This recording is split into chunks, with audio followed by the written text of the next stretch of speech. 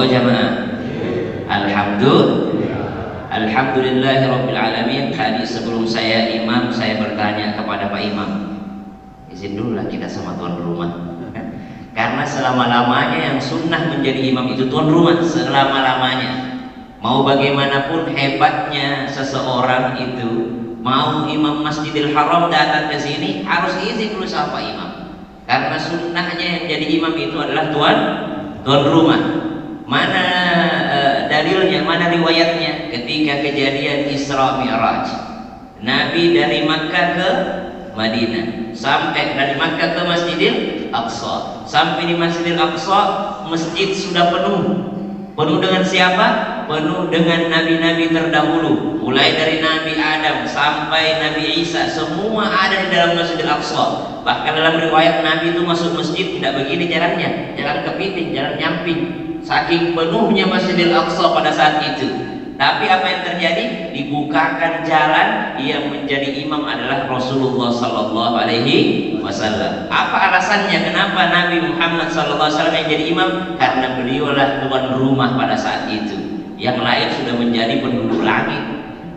Yang lain nabi-nabi itu sudah diangkat sama Allah. Ada yang tinggal di langit, ada yang memang sudah dicabut nyawanya. Jadi yang satu-satunya penduduk bumi asli pada saat itu adalah Rasulullah SAW. Maka Rasulullah yang menjadi imam pada saat itu. Nah dari situ menjadi sunnah sampai sekarang yang menjadi imam adalah tuan rumah. Kenapa? Karena tuan rumah yang paling tahu makmumnya di daerah tersebut.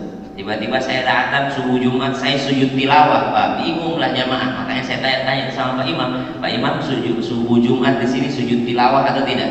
Karena salah satu sunnah itu yang dilakukan oleh baginda Nabi, kalau Jumat subuh membaca surah As-Sajdah. Jadi bukan sujud tilawahnya yang sunnah, tapi membaca surah As-Sajdahnya. Karena ada juga beberapa masjid itu sujud tilawahnya yang dia kejar, akhirnya surah sembarangan yang dia baca, yang penting ada ayat sajadahnya. Padahal yang sunnah itu bukan sujud tilawahnya, tapi yang sunnah itu adalah membaca surah As-Sajdah atau Alif Lam Mim Tanzilul Kitab la raiba fihi min Rabbil Alamin.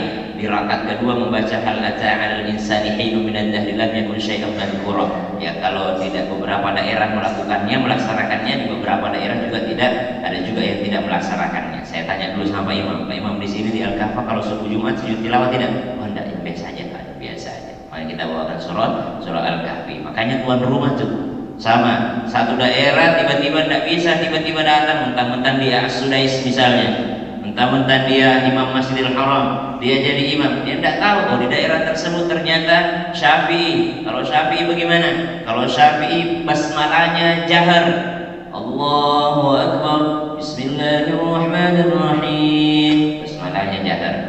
Tidak boleh kita tiba-tiba kita jadi imam di daerah Syafi'i lalu kita Allahu Akbar, Alhamdulillahi Rabbil Alamin, menyalahi warga setempat. Masyarakat imam itu harus yang paling pengertian terhadap makmumnya.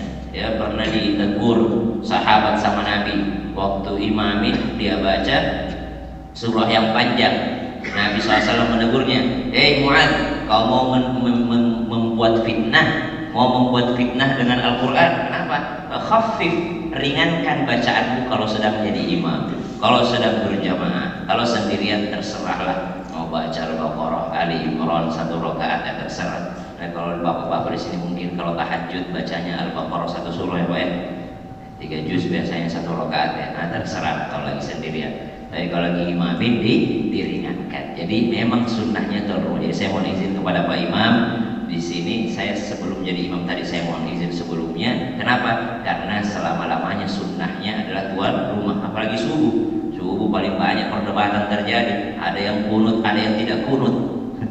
Paling enak yang imam yang kunut atau yang tidak kunut? Paling enak yang kunut yang imam.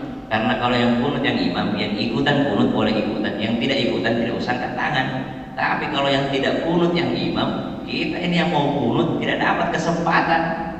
Jadi silahkan mengerti apa yang diinginkan oleh jamaah dan yang disepakati oleh masjid setempat. Mau kunut silahkan, tidak kunut juga ada dalilnya. Mau berzikir setelah sholat ada dalilnya, yang tidak berzikir setelah sholat juga ada dalilnya. Yang salah adalah habis sholat langsung kabur.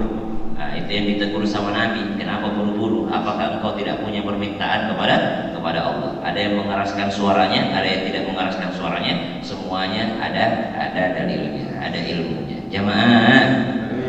Oh jamaah. Alhamdulillah.